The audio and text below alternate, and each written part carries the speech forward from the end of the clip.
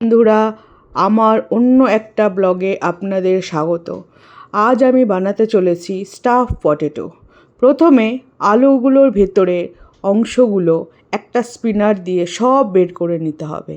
একটা মশলা রেডি করতে হবে, যেমন 2টো শুকনো লঙ্কা, এলাচ, কয়েকটা দারচিনি একটু ভেজে নিয়ে ঠান্ডা করে নিতে হবে।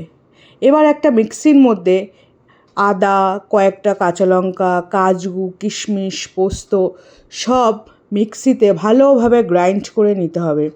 যে মশলাটা ঠান্ডা করতে দিয়েছিলাম সেটাকে গ্রাইন্ড করে নেব এবার আমরা। এরপরে 200 গ্রাম পনির ভালোভাবে গ্রেট করে নিতে হবে। ওই কুড়োনো আলুগুলো এবারে ভালোভাবে ফ্রাই করে নিতে হবে।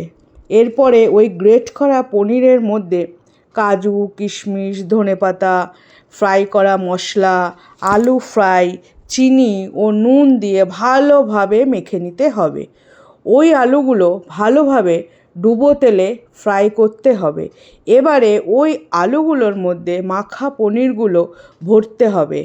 আর গ্রেভির জন্য কড়াইতে তেল দিয়ে তাতে গোটা শুকনো লঙ্কা, বাটা মশলা, নুন, মিষ্টি ও জল দিয়ে তারপর সব আলুগুলো দিয়ে ফোটালেই রেডি। শেষে একটু ঘি দিতে হবে।